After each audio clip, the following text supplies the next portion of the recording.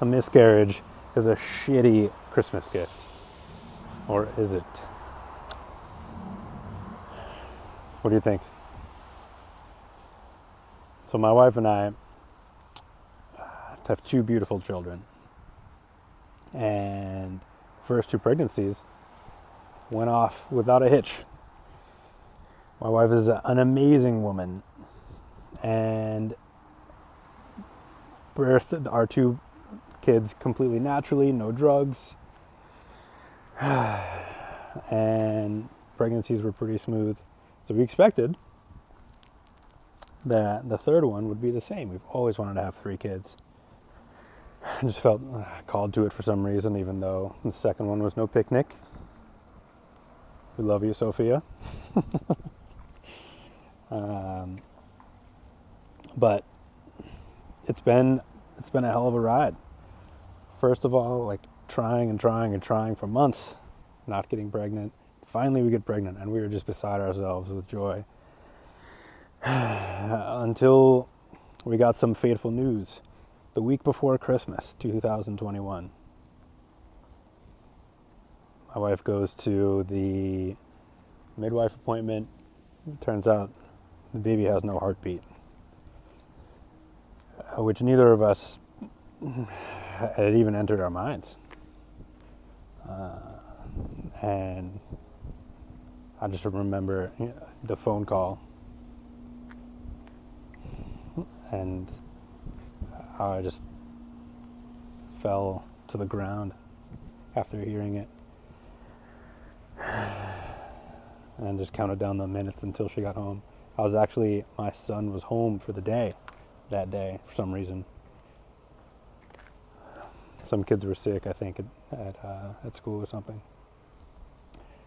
And just trying to explain to him, but just also just like cherishing him in such a new and profound way. Fast forward 3 days later, and we're deliberating on what to do next, miscarriage wise, and it's Christmas Day, Friday. Luckily, we didn't have much going on, much planned this year, like we normally do. So we're just at home kicking it. About 3 p.m., my wife starts bleeding, to be expected. Bleeding goes on, and neither one of us thinks much of it. I'm hanging out with the kids, starting to prep dinner. It's getting on towards dinner time. Still, the bleeding has not lessened. In fact, she's bleeding profusely now. She sits down to dinner. She's been in touch with her midwife the whole time, and her midwife is like coaching her through, telling her what to expect and whatnot. She sits down to dinner with us, but can't stay for very long, has to get back up, go to the bathroom. And that's when I'm starting to notice, like, she's looking pretty rough. She's very weak. She's like holding on to things as she kind of like limps towards the stairs to go upstairs. And so I rush over and I'm helping her make her way to the stairs. And as we get to the bottom of the staircase, no joke, like we're about to take that first step, all of a sudden she just goes limp in my arms and we both fall backwards onto the floor. She wakes up after a few moments and completely out of sorts, discombobulated. What happened? Well, she's like, did I just pass out? Yeah, you did. So we make our way up the stairs carefully. She calls the midwife, tells her what happened. The midwife demands to speak directly to me. My wife hands me the phone. I'm like, hello? Never talked to this woman before in my life. She goes, you need to get your wife to the emergency room as soon as possible. So, okay. And then she goes on, and elaborates on why and how, and And at that, as soon as she said those words, it's like all of a sudden my conscious, like, decision making, thinking man just kind of went and just like took a seat in the stands somewhere behind me, and this other man was now in the driver's seat, and somehow, like, for the next moments, hours, days, I just watched this man operate. I watched him get his wife into the ambulance, coordinating with emergency teams, firefighters that came in through every door, every angle of our home, all at the same time, while my kids are sitting there in the living room, coordinating with who's going to take care of, who's going to watch them, while I'm going with my wife to the hospital, navigating transportation and, when and how I can go see her, and whether or not I can even be in the hospital because it's COVID time. And but somehow, through the hand of God making a way for me, I made it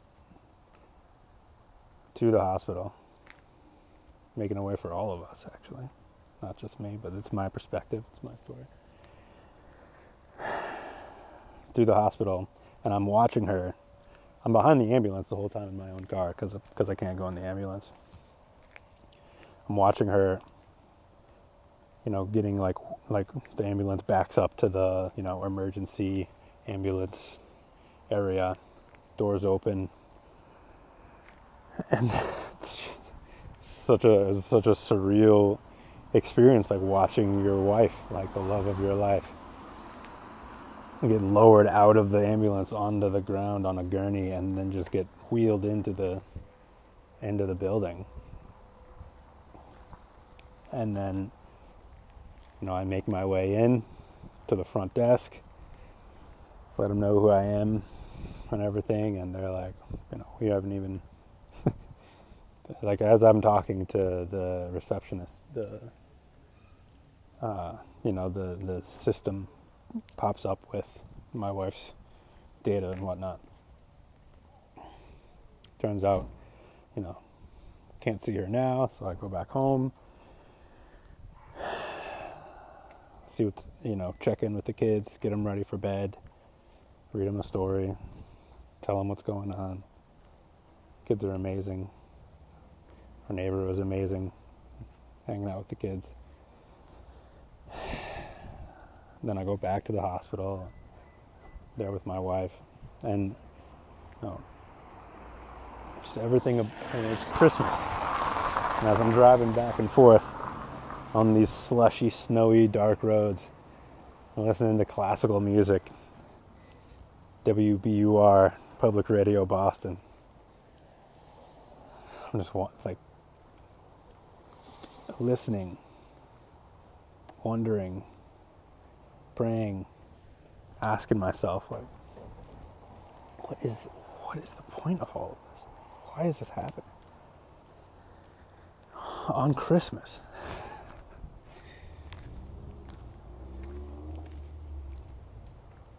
And it wasn't until the next day, when I'm going back to the hospital to pick my wife up, that I got my answer. And as I'm pulling into the pickup area, and I get out of the car and I see my wife there after everything that happened, the night before, and she's sitting there in a wheelchair.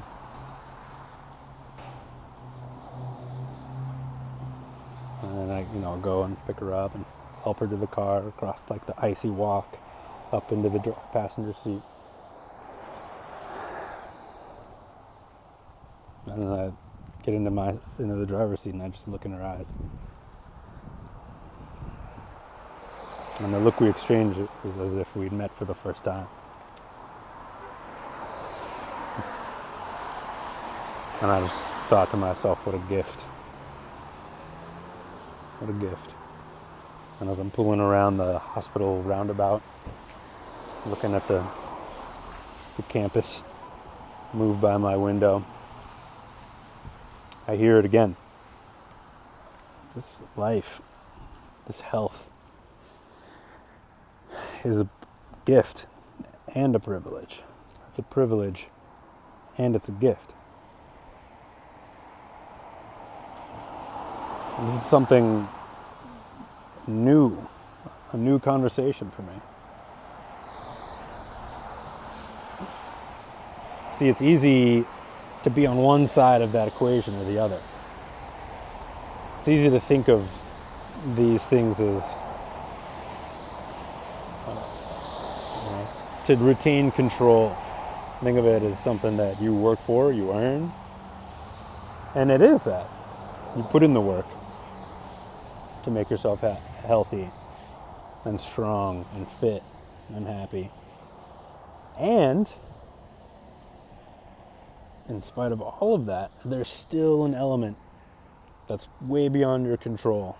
This machine is way too intricate, and this environment is way too complex for any of us to hope to even understand, let alone control.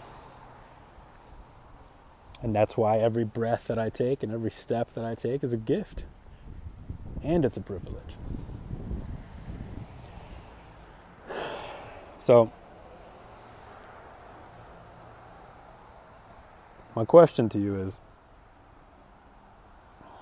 what side of this equation are you on?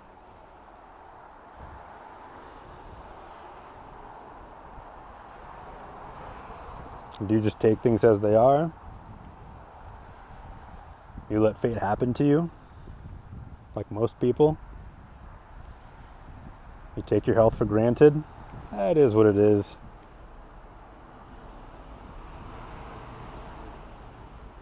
Or are you operating from a place of appreciation and acceptance and moving towards a place of desire, of expansion? Accepting what you have as a gift and moving towards what you want as a privilege. See, it's very hard to do both. Sometimes I live too much in the privilege, and I'm still kind of young, and I've spent 15 years working on my health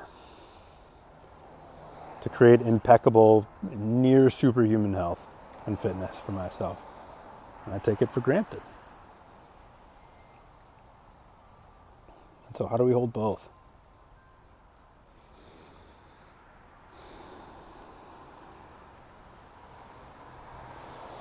How do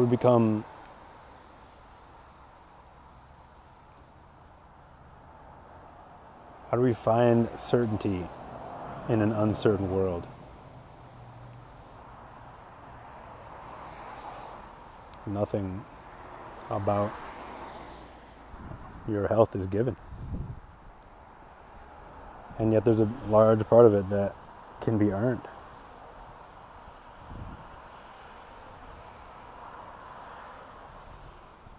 How do we do that? How do we create a lifestyle around the routines required in order to live with confidence, strength, and courage, to be the masters of our own destiny, and at the same time able to relinquish the things that are outside of our control?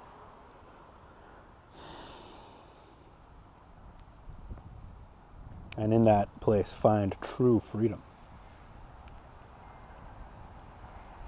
I believe that freedom, that fitness, is what my purpose is all about. That's why I'm shooting this video. That's why you're watching this video. because something about that appeals to you. Something about this feeling of being superhuman entices you. Maybe even enough to where you're willing to put in the work required to find it for yourself. And if that's the case, I applaud you, because you are in the minority. There's a lot of people who are not willing to do that, who would rather just accept handouts of health.